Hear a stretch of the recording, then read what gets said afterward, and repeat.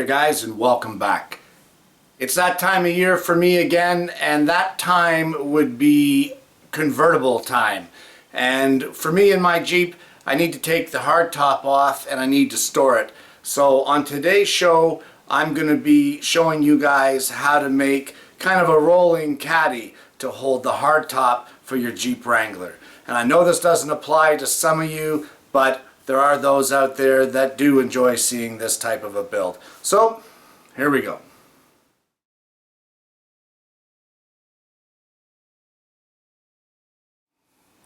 Now I know that a lot of you may not have a Jeep, of course, and this particular project would be useless to you. However, there may be some techniques, or you may see some things in this video that you may like or that may apply to you down the road. We're going to be making this entire project, well, for the most part anyway, out of simple construction grade 2x4s. And what I have is 3 8-foot long 2x4s to start with. And what we're going to do is we're going to cut those 2x4s. We need 2 lengths to start with of 55 inches long.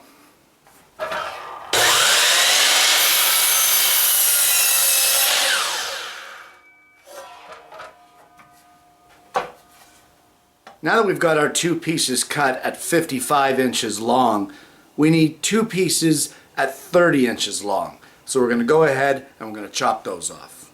Now you should be able to get those 30-inch pieces on the end cuts from your 2x4s.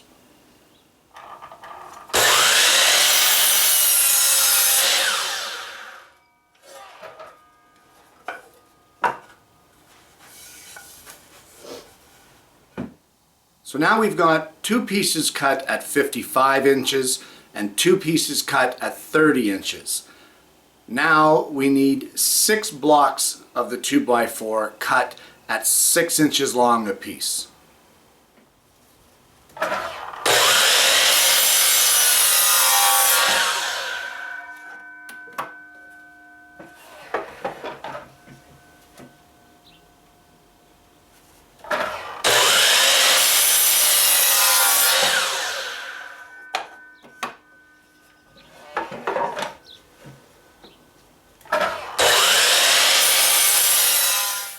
Well, we've got our 55-inch pieces cut, we've got our 30-inch pieces cut, and now we also have our 6-inch pieces cut.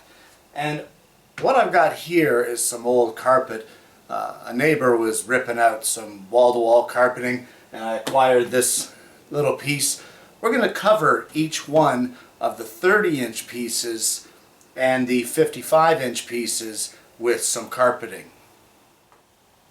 So we've got the carpeting here, and the way that we're going to do this is we're going to take our 2x4, lay it on top of our carpeting with our pile side down, and we're going to fold this around just to the back of the 2x4, just like that. Once we get it folded around, starting in the middle, we're going to drive in a shingle nail. And yeah, I know you could use staples, but why bother? I had these in the shop. So, just going to take a shingle nail and we're going to drive it in, and then we're going to attach this whole side along here to the 2x4. Making sure to work your way from the center out so that it's nice and tight.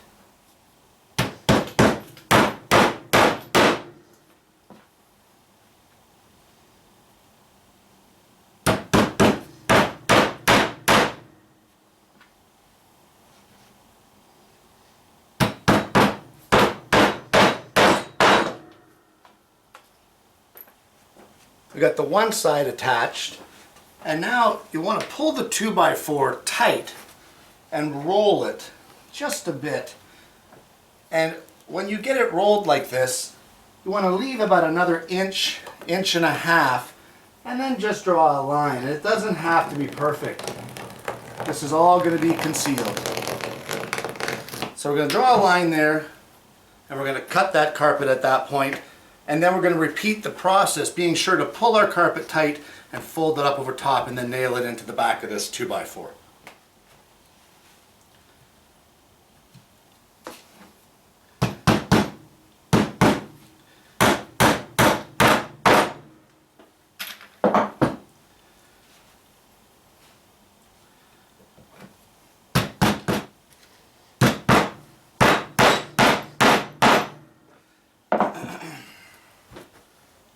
We've got it covered, and now what we want to do is just trim the excess off of the ends.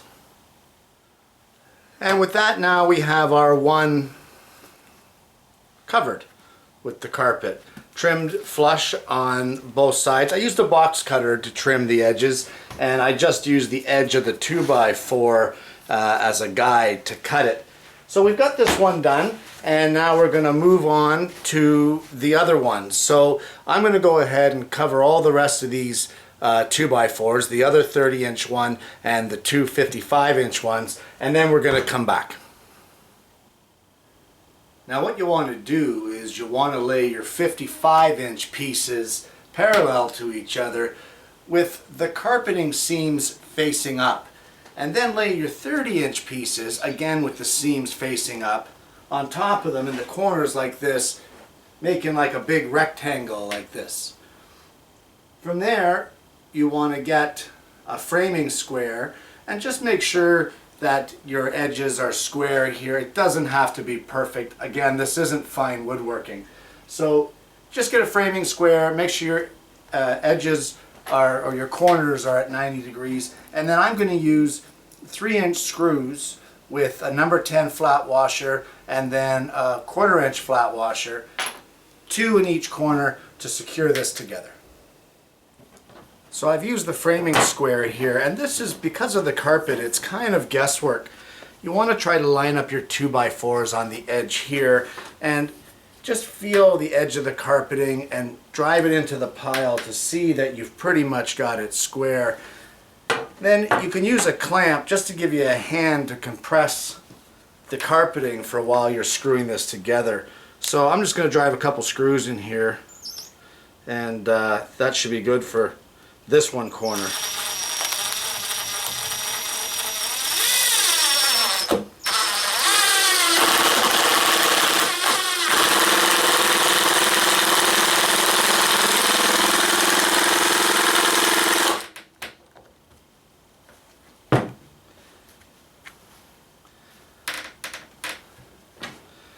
Then we got that one in. Now we'll just double check it for our square.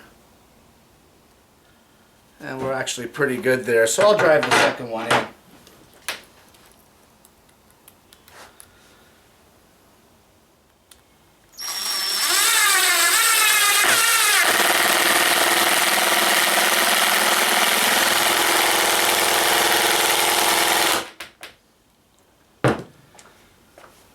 I'll continue on with these other 4 corners, and then we'll come back to you.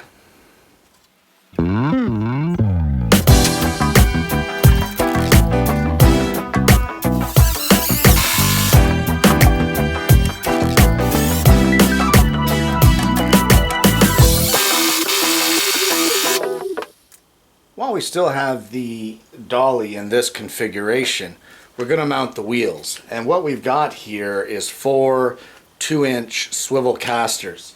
And for this here, what we're going to want to do is line them up in such a way, there's no set thing as far as inches in or out or whatever, but you want them on the 55-inch piece.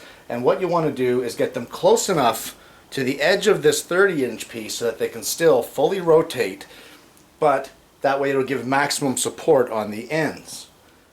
So what we're going to do is take our carpet, and with our wheel in place, we're just going to cut away the carpet so that this wheel can sit flush onto the 2x4.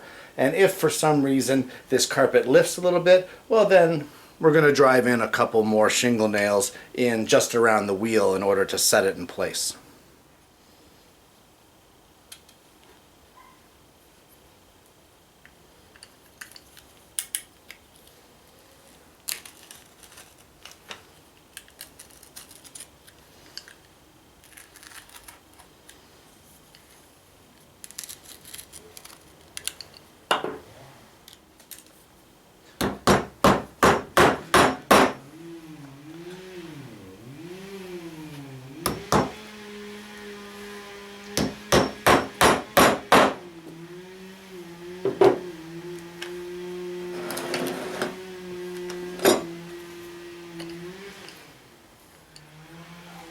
We're now going to use a number 8 screw with some number 10 washers, and we're going to attach the wheel, and then we're going to repeat the process for the other 3 wheels.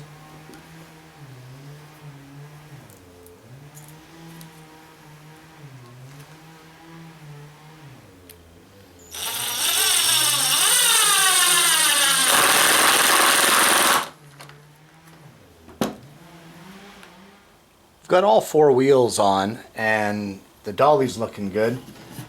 Now we need our 6-inch pieces, and what we want to end up doing now is we want to take these 3 6-inch pieces and we want to make them so that they're one block. So what we're going to do is we're going to drive a 3-inch screw down through this top part into the center block, and then we're going to drive another 3-inch screw into this bottom one to connect it to make this one block.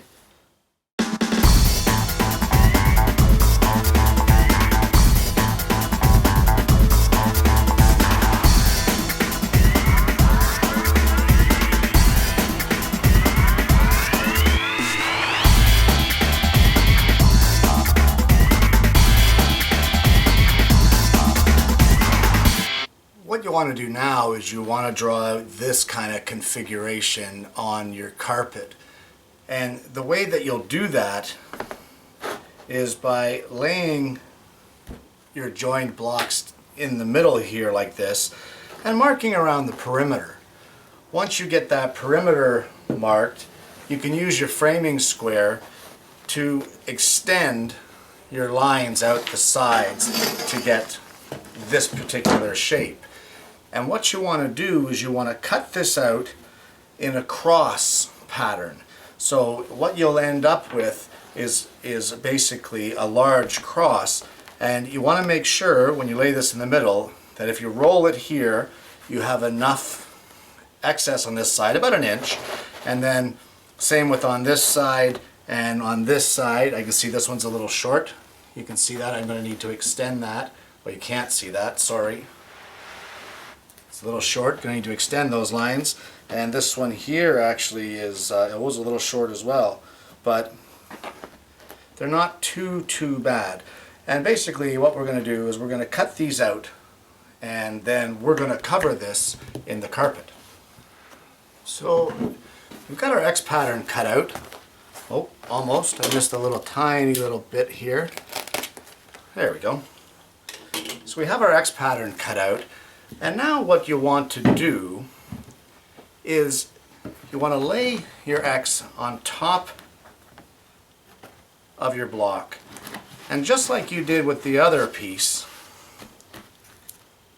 you want to bring these side pieces up, fold them over, and then we're going to nail them in place so that they're not going to move. And then we're going to do the sides as well, and we're going to bring this all in so that you'll end up with a block of carpet, kind of like a square tribble.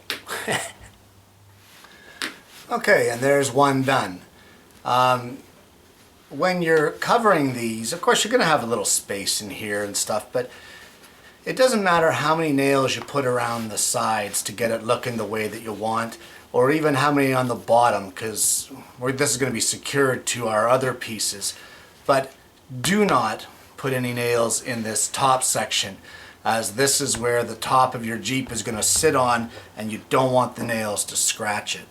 So I'm going to go ahead now. I've got this one done, and I'm going to cover the other one, and then we're going to put them onto our dolly. The next thing you want to do is you want to take your blocks.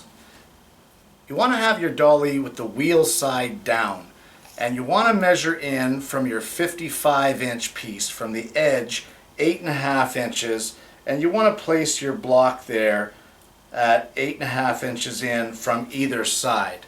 So these are just sat here, and what you want to look for here as just a reference is that roughly center to center on these 2 blocks should be 32 inches. And that's the center to center measurement on the rear hinges for your liftgate of your Jeep hardtop. So 8.5 inches in from either side, and we're going to clamp these down, and we're going to drive a couple 3-inch screws up through the bottom to secure it to our 55-inch piece.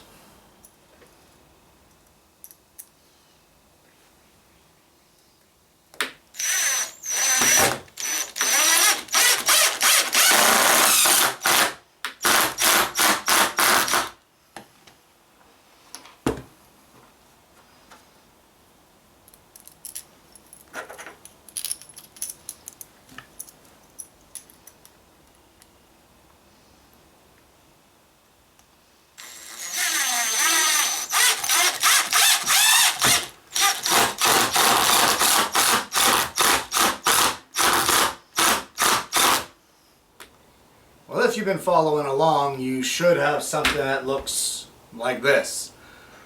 And there's only one step left to do, and that's the crossmember piece that goes from the 30-inch piece to the 30-inch piece that will prevent your tailgate glass from opening and hitting the ground. So for that, we're going to use a little bit of tubing. The next thing that we want to do is to install our pipe or our support for our tailgate glass to make sure that the tailgate doesn't open when the hardtop is positioned in this caddy. So what I've got here is a piece of 1/2-inch EMT, which is basically pipe for electrical work, and I'm going to cut a piece 53 inches long. So we have our 53-inch length of conduit, and what we want to do is you want to drill an 11/64 hole about 3/4 of an inch in from either side. Drill it right through. So we've got one in each end of the pipe, and what we're going to do is in the top hole on both sides, we're going to drill the one hole out to 3/8 of an inch. And what that's going to be for is to allow the head of the screw to pass through the conduit. So I'm going to go ahead and drill the top holes out to 3/8 of an inch.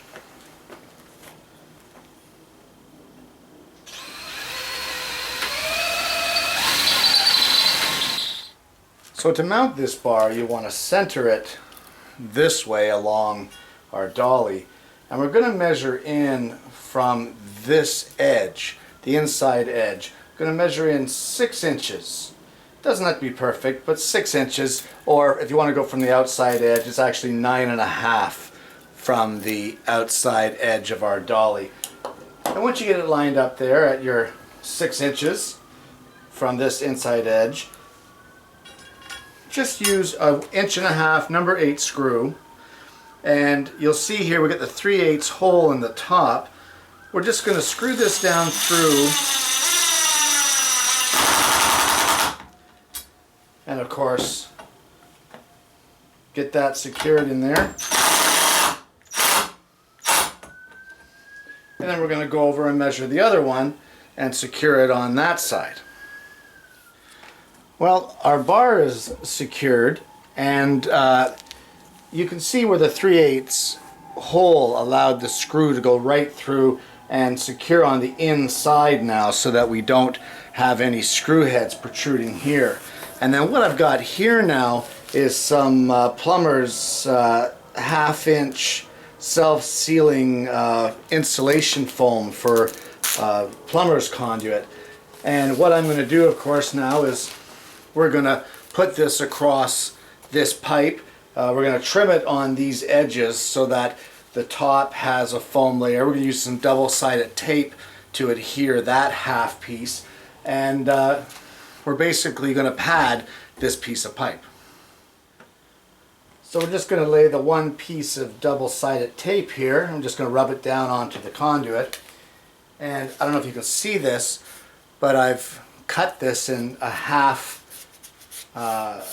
semicircle kind of configuration, and then we have the full circle underneath, and that's just to get it over this top part to pad this section of the conduit. So in order to hold it onto the pipe here, we're going to use, like I said, some double-sided tape. Okay, so you get the backing peeled off, and then you want to line up your foam here and just firmly press it down onto your double-sided tape, and then you have two little tabs underneath here that you pull off, and as you pull it off it exposes the adhesive. You can see them here, and now that is firmly on there. So I'm going to continue with this, and we'll get this one insulated. And of course here we have the finished caddy, and what we have here is the bottom of the hard top will sit on this side of the caddy. The hinges of the tailgate glass will actually rest on here, as the tailgate glass will be supported on this padded pipe, and the whole roof will go straight up at the back here. So this is the completed caddy, and let's just go ahead, take the hard top off the Jeep and take this thing for a test run here, and I'll show you how it goes on the caddy. Okay, well, you've got your dolly made, and now you need to get your hard top onto your dolly. How do you go about it? I'm not going to go through the steps of how to remove a Jeep's hard top. If you're a Jeep owner, you should already know how to do that, and if not, you need to check your manual because it'll tell you right there how to do it. But either way, what you want to do, those blocks that are on the top, those 3 stacked up 6-inch long 2x4s, those are going to support the weight of the hard top at the point of the hinges at the top of the roof. And what you want to do here is, with the helper obviously, you want to lift the top off the Jeep and walk it over to your dolly. Now make sure that your dolly is well supported so that it's not going to roll around. That's the last thing you want right now while you're holding this very expensive top, is for that thing to start rolling around your driveway and then you got problems. So brace it up really well. Against a wall would be my suggestion. So lift it over, and with those blocks at the back against the wall, the furthest away from you, you want to sit the top down on the front edge of the dolly where there is no blocks. And then with your helper, tilt the top up this way so that it'll come in contact on those padded blocks at the back end, and your hinges will sit there. That bar with the padding on it is going to stop your tailgate lift from opening and slamming into the ground and causing some damage. But I will forewarn you to keep an eye on it, because if something slides or shifts and that thing flies open anyway, you could cause some damage, and you really don't want to do that. So just make sure you're keeping an eye on what's going on. Anyway, that's it. You sit the back end in the front of this dolly with it braced at the back, and you tilt it up until the hinges meet up with the blocks. So that's it. And there you have it. A moving dolly for your Jeep's hardtop. Is it anything more than basically a regular moving dolly? Nah, not really. It's not rocket science. It's not fine woodworking. But it is measurements that are tailored to one specific thing, which in this case would be a Jeep's hardtop. Let's see, what did it cost in total for me to make? The carpet, a neighbor had the carpet pitched out on their front lawn because they were changing it up, so that was free. And I already had the 2-inch wheels in my shop, so that was free. And I had to buy 3 2x4s at $2.90 a piece. So you're looking at about 10 bucks. And then of course the conduit was $5, and the pipe insulation for the conduit was $2. So all in all, I'm looking at under 20 bucks. And of course I had all the fasteners and everything already in my shop, but initial money for today out of my pocket was less than 20 bucks. So there you go. Guys, thanks for watching. I know that this doesn't apply to a lot of you, but I do know that there are some Jeepers on my subscribe list. So hopefully this will help out you guys, and who knows, maybe some of the other viewers need a moving dolly and they can just change the measurements up to suit their needs. Guys, Thanks for watching, and I'm going to see you again next week with yet another woodworking video.